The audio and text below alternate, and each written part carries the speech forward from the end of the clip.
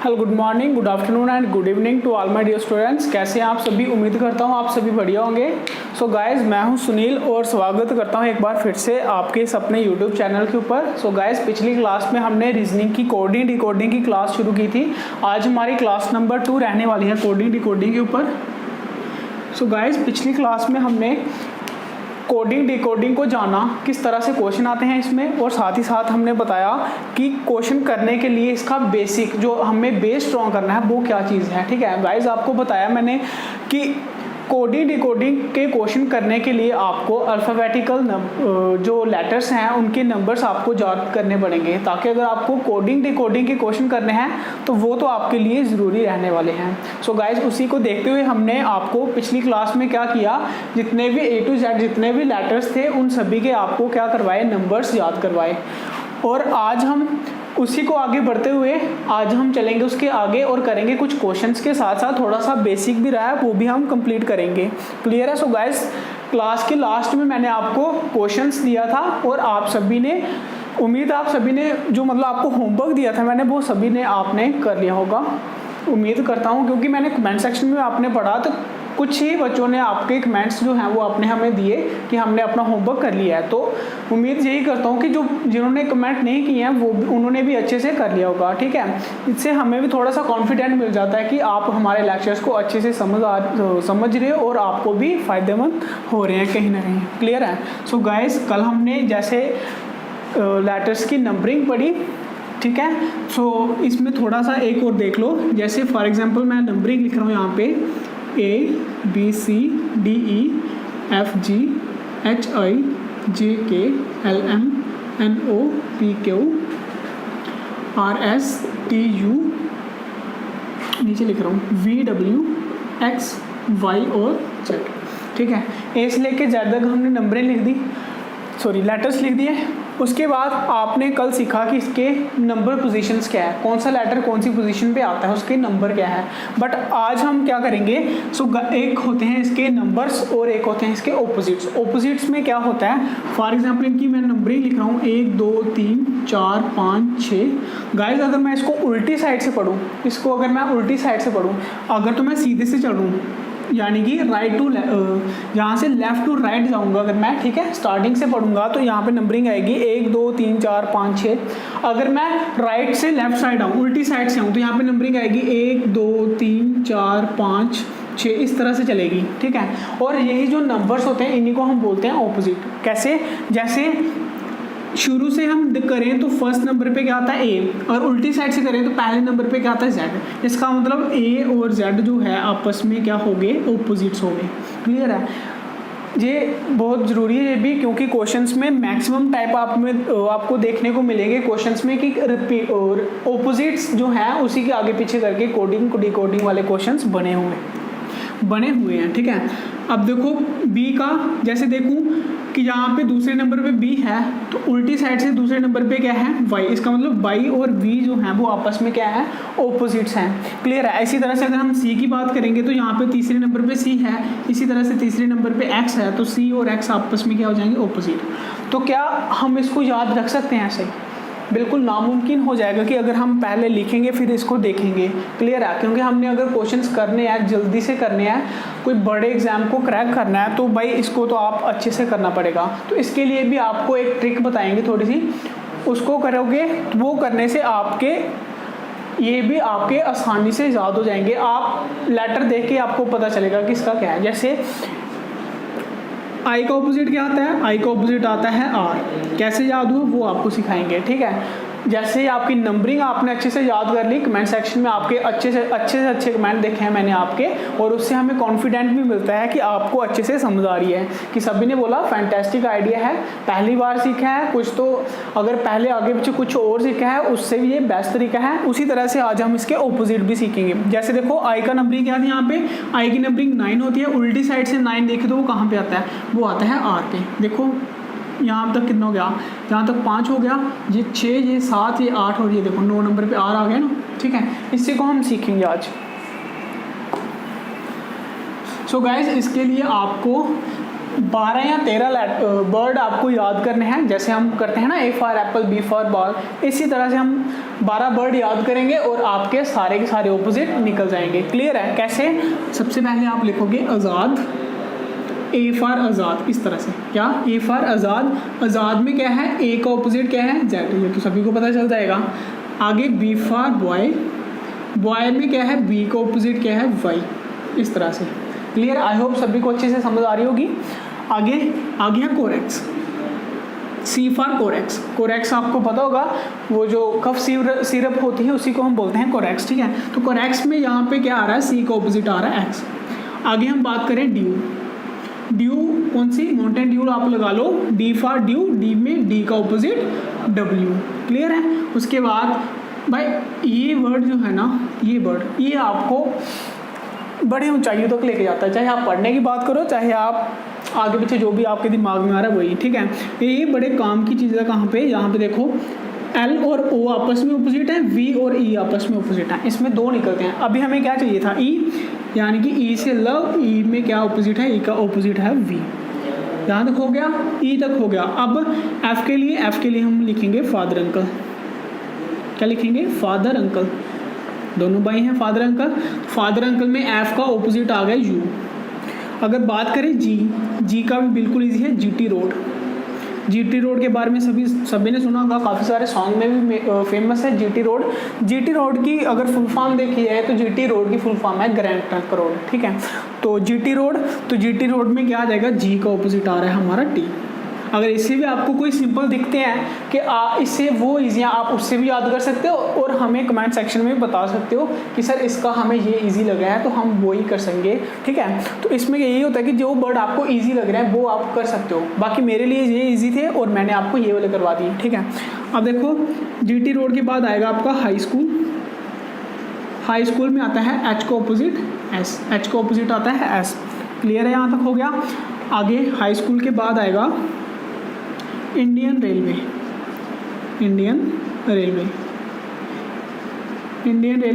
आई का ऑपोजिट आ गया आपका आर। क्लियर है? यहाँ तक हो गया। आगे इको लिख लेते हैं यहाँ पे। आगे आता है जैक्वीन। जैक्वीन में मतलब जे का ऑपोजिट क्यू। उसके बाद पी के फिल्म तो आप सभी ने देखी होगी, पी के फिल्म में है आपका पी का ऑपोजिट के। एक सेकंड रुकना।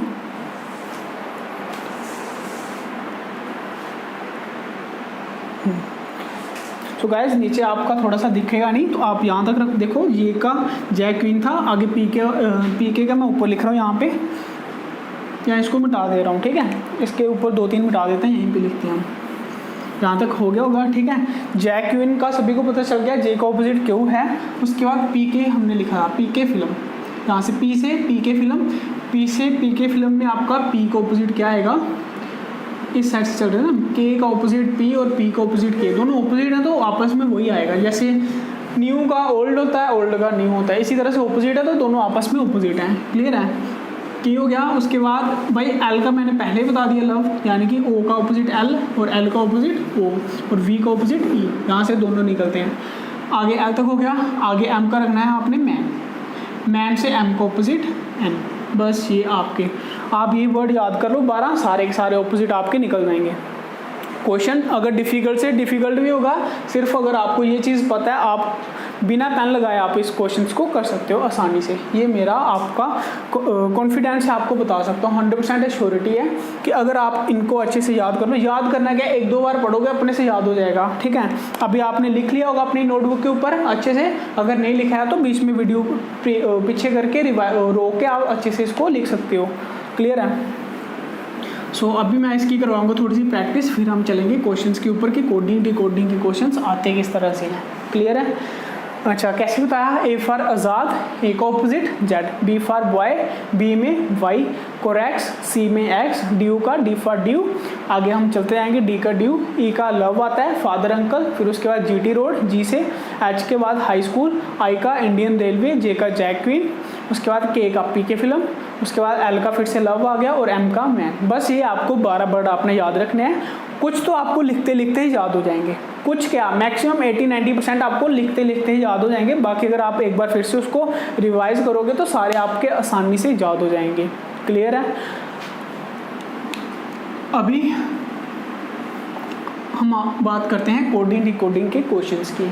ठीक है, सो गाइस कोडिंग डिकोडिंग के जो क्वेश्चंस हैं वो काफ़ी अलग अलग प्रकार से आ सकते हैं। फॉर एग्जांपल आपको आ सकता है, जैसे मैंने अभी लेटर्स ही लिख के बताए थे, इनके ऊपर क्वेश्चंस बन सकते हैं। एक कल मैंने आपको बताया था ऐसे कि काय पोची मीन्स रेड इज़ ब्लैक, इस तरह से क्वेश्चन आते हैं। ठीक है, तो ऐसे 2-3 बार दिया होता है, उसमें से पूछ लेगा बताओ रेड का क्या मतलब है, या पूरी पूरी लाइन पूछ लेगा। इस तरह से क्वेश्चन ये भी कोडिंग डिकोडिंग में आते हैं।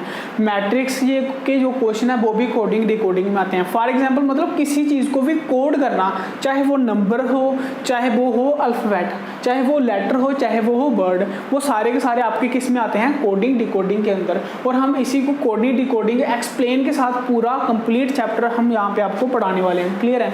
सो गाइस पहले हम बात करेंगे लेटर्स की।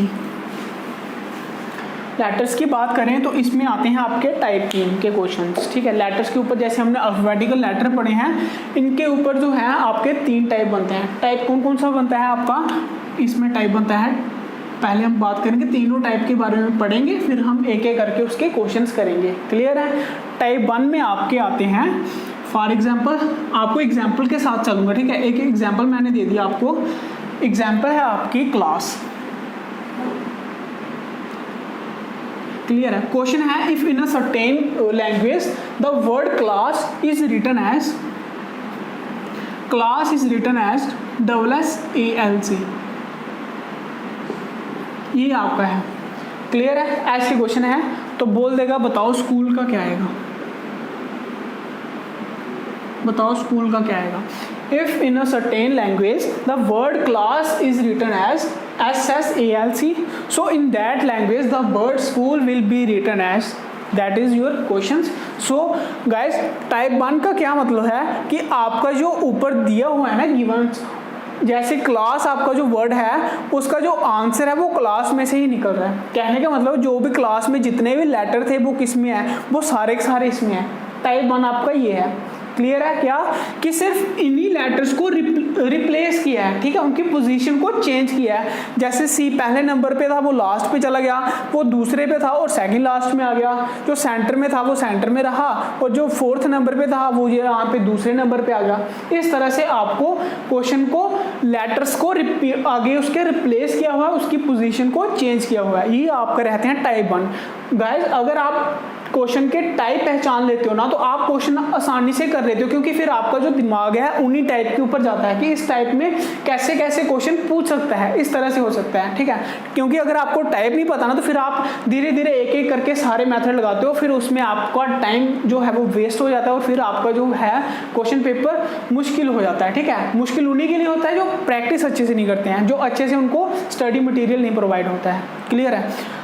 ये आ गया आपका टाइप 1। तो इसमें क्या है, आपका जो गिवन्स है ना, जो लेटर जो वर्ड्स गिवन है वो उसी को रिप्लेस करके उनकी पोजीशन को चेंज किया हुआ है। ये है आपका टाइप 1। टाइप 2 में क्या होगा, इसी क्वेश्चन की एग्जांपल के साथ लिखूंगा। If class is written as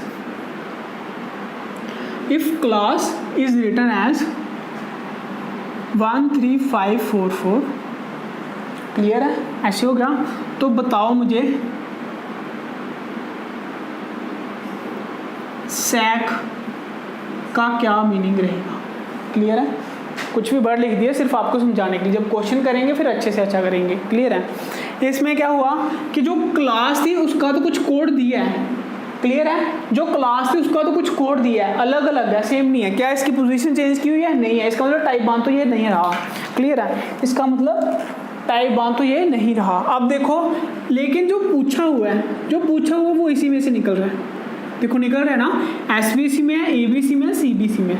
clear है, सामने दिख रहा है कि जो पूछा हुआ है वो जो गिवन है उसी के बीच में से निकला है। इसका क्या मतलब आएगा, इसका ये मतलब आएगा कि जो ये वाले लेटर्स हैं, नंबर्स हैं, इसी में से इसको लिखा हुआ है। जैसे एस कौन से नंबर पे है, चौथे नंबर पे, तो ये 4 4 सामने से दिख रहा है कि ये इन्हीं में से बना हुआ है, तो एस का मतलब आ गया 4, ए का सेंटर में क्या है 5 और सी का जो पहले पे है 1। इस तरह से आपके आंसर्स रहेंगे इसमें। क्लियर है। टाइप 1 में आपने क्या सीखा, टाइप 1 में आपने सीखा कि जो आंसर आपके वर्ड्स दिए हुए हैं वो क्या है आपके, सिर्फ उनकी पोजीशन जो है वो चेंज की हुई है। टाइप 2 में आपने क्या देखा कि जो आपको पूछा हुआ है वो ऊपर में से ही निकल रहा है, सिर्फ आपने देखना है कि उनकी पोजीशन कौन सी है और वो निकालना है। क्लियर है। आगे टाइप 3 की बात करें,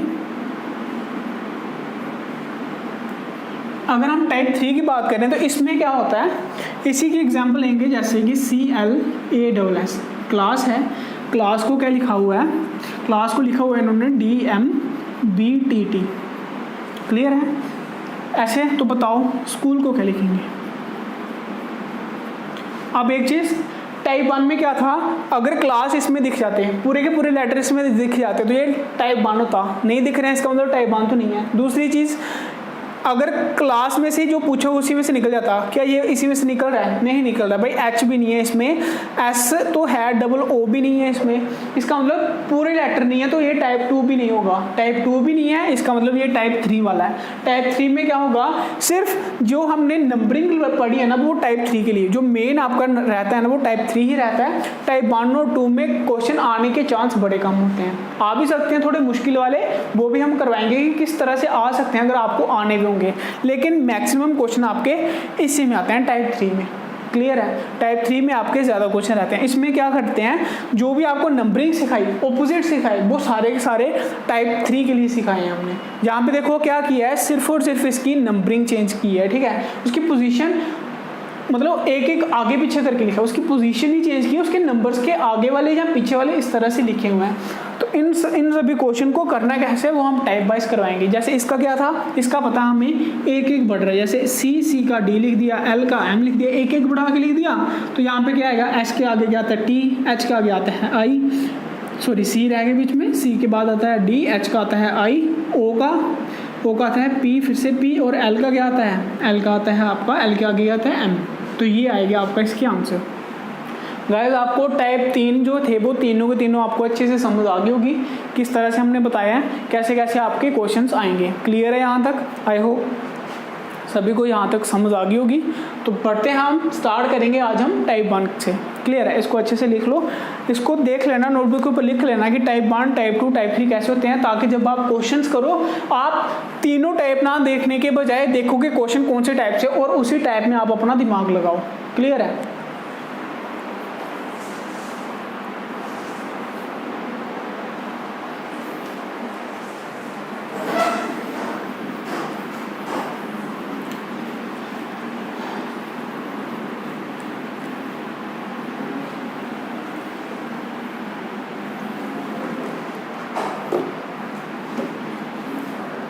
तो चलिए आज करते हैं हम सबसे पहले टाइप 1 की क्वेश्चन।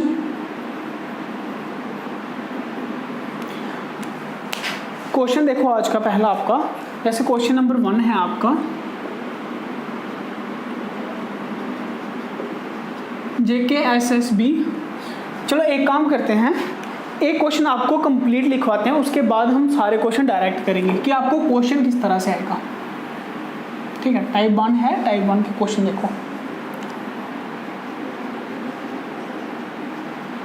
जैसे क्वेश्चन नंबर 1 है आपका, क्वेश्चन पूरा क्या लिखेगा, क्वेश्चन लिखेगा इन अ सर्टेन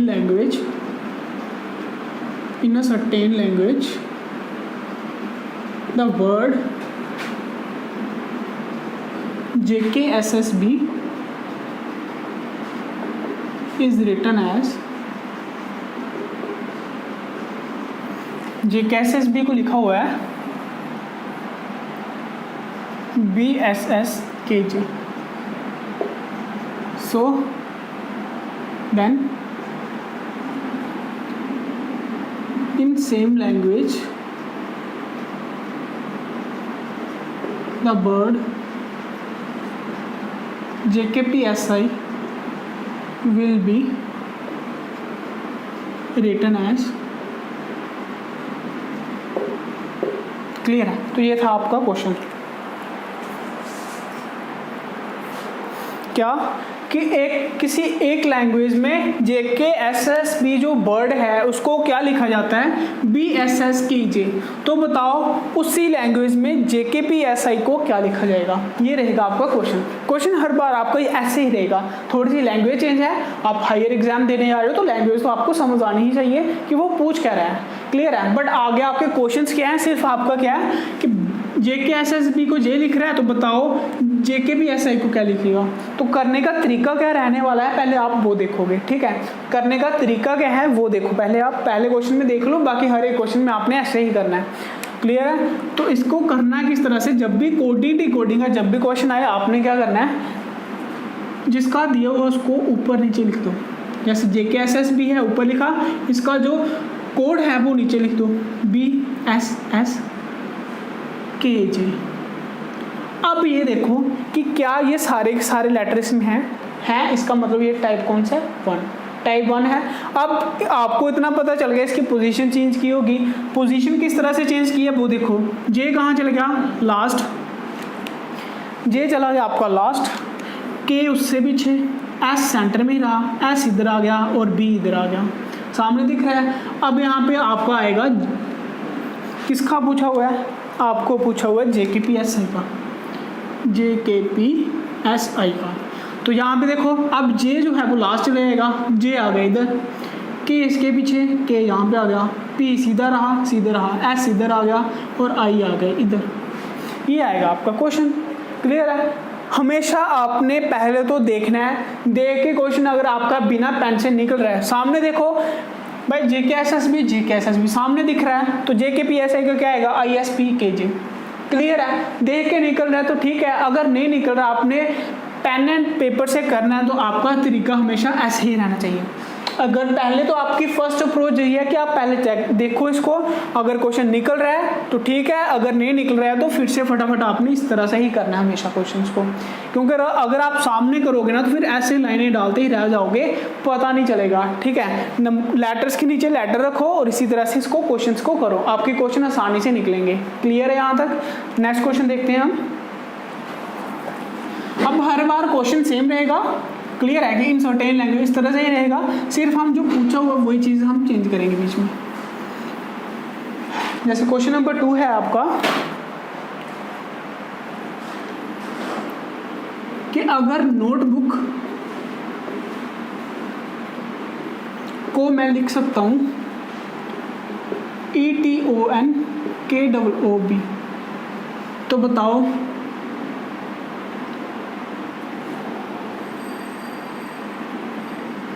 पासपोर्ट को क्या लिखूंगा? तो बताओ पासपोर्ट को क्या लिखूंगा?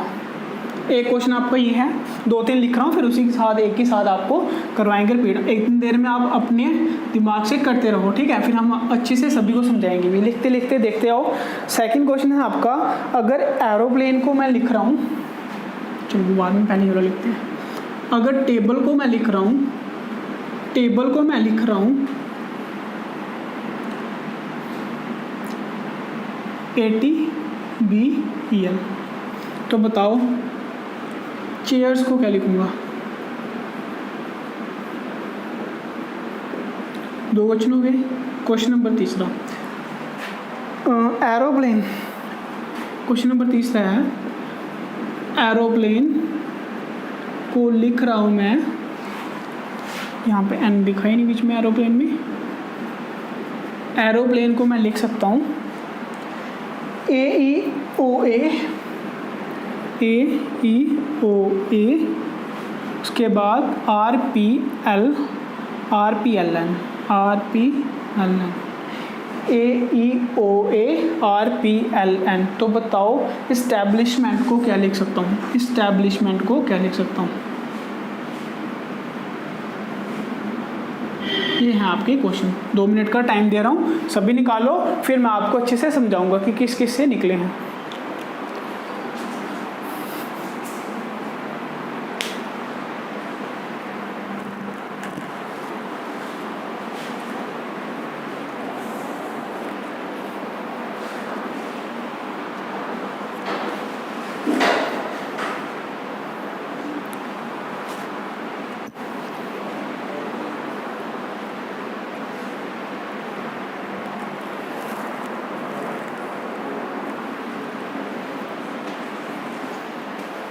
चलिए सो गाइस, उम्मीद करता हूँ आप सभी ने थोड़ा बहुत तो गैस लगा ही लिया होगा क्या क्या आना है। चलिए हम करते भी हैं। इसको करने का तरीका मैंने क्या बोला था, ऊपर और नीचे लिखना है। अब यहाँ पे स्पेस नहीं है तो मैं सीधा ही लिख के बताऊंगा आपको, क्लियर है। बट आपने जब भी करना तो ऊपर और नीचे ही लिखना है। तो यहाँ पे देखो नोट, और यहाँ पे ये नोट इस साइड आ गया। उम्मीद करता हूँ ये वाला क्वेश्चन तो सभी से निकल गए होंगे, क्लियर है। अब यहाँ पे देखो इसको क्या किया हुआ है, इसमें सिर्फ मतलब दो, एक ही वर्ड को 2 वर्ड में डिवाइड किया हुआ है। और पहले इस तरह से पीछे आ रहा है, फिर इस तरह से पीछे आ रहा है। देखो यही है ना, पहले ETON लिखा हुआ है, फिर KWOB लिखा हुआ है, दिख रहा है। अब ये भी 8 है तो इसको भी ऐसे करना है, डिवाइड कर लो आधे से, और पहले इस साइड आ जाओ फिर इस साइड आ जाओ। तो क्या लिखा हुआ है, तो आंसर क्या रहेगा, पहले का आपका आएगा SSAP, फिर उसके बाद आएगा TROP, क्लियर है। इस तरह से आपका रहेगा ये वाला क्वेश्चन। आगे क्वेश्चन नंबर 2 है, टेबल का बना हुआ है ATBEL। तो देखो किस तरह से है, आपको इस तरह से पेयर बनाया हुआ है, पहले 2 का, फिर 1 का, फिर 2 का, क्लियर है। यहाँ पे भी इस तरह से, ठीक है। आपने देखना है पहले क्या किया उन्होंने, पहले TA को उल्टा कर दिया, AT कर दिया, B बीच में सेम रहा, उसके बाद LE को फिर से उल्टा कर दिया।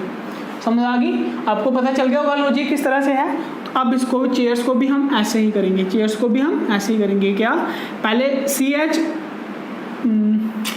हाँ यहाँ पे S थोड़ा सा ज़्यादा था, S रहने देते हैं, IR और बीच पे A से, क्लियर है, ऐसे निकल जाएगा। और देखो पहले CH का क्या आएगा HC, देन उसके बाद A बीच में सेम रहेगा, उसके बाद IR का क्या आ जाएगा R और I। ये रहेगा आपका क्वेश्चन का आंसर। उम्मीद करता हूँ अच्छे से समझ आ रही होगी आपको। आगे फिर से एरोप्लेन, ये मुश्किल है, थोड़ा टफ था ये वाला क्वेश्चन, फिर भी अगर आपने समझ लिया होगा तो आसान है, ठीक है। देखो अगर आप एक बार पढ़ लोगे इसको पता चल जाएगा, अगली बार जब भी आपको ऐसा क्वेश्चन आएगा आप कभी भी इसको मिस नहीं करोगे, आसानी से आप कर पाओगे। इसमें क्या लॉजिक था देखना आप, सेम वाले में लॉजिक किस तरह से आ सकता है। इसमें क्या लॉजिक था कि पहले सारे बावल्स लिखे हुए थे, देखो AEOA सारे बावल्स आ गए, फिर जो कॉन्सोनेंट बच गए वो बच गए, क्या RPLN। कहने का मतलब पहले बावल्स आए फिर उसके बाद कॉन्सोनेंट्स आए। तो बताओ एस्टैब्लिशमेंट में क्या आंसर रहेगा उस हिसाब से, पहले आएगा E, फिर आएगा L तो नहीं आएगा, E फिर आएगा I, फिर आएगा E, इतना ही है ना, 3 ही है ना बावल, EIE। तो आंसर आएगा पहले E आएगा, फिर सारे कॉन्सोनेंट कौन सा, STBL, उसके बाद क्या क्या बच गया, SHMNT, ये आएगा आपका आंसर।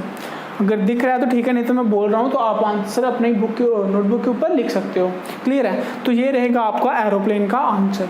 सो गाइस आज की क्लास हम यहीं तक रखते हैं। नेक्स्ट क्लास में हम इसी को टाइप 1 को आगे डिटेल में और भी आगे पढ़ेंगे, तो देन आगे इसको कंटिन्यू करेंगे।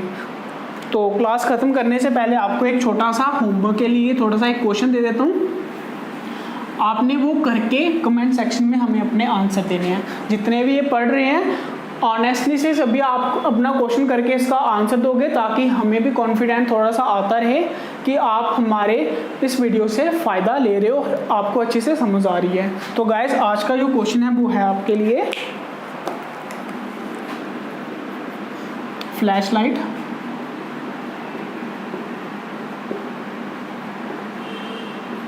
को हम लिख सकते हैं FLSHLGHT और AI। 8 हो गए, 1 2 3 4 5 6 7 8 9 10, 1 2 3 4 5 6 7 8 9 10, ठीक है। तो बताओ ट्यूबवेल को क्या लिखेंगे, इसका आंसर हमें कमेंट सेक्शन में बताना है। ऑनेस्टली से ये नहीं करना कि कमेंट से देख के वही आंसर दोबारा से रिप्लाई कर दो, आपने खुद से निकालना। अगर आपने आज के क्वेश्चंस किए हैं आपको आसानी से समझ आ जाएगा, और ये इसका करके आपने कमेंट सेक्शन में बताना है, और साथ ही साथ वीडियो को लाइक भी करना है, ठीक है। सो गाइस आज की क्लास हम यहीं तक रखते हैं, मिलते हैं आपको नेक्स्ट क्लास में। तब तक के लिए धन्यवाद, bye bye and take care, God bless you.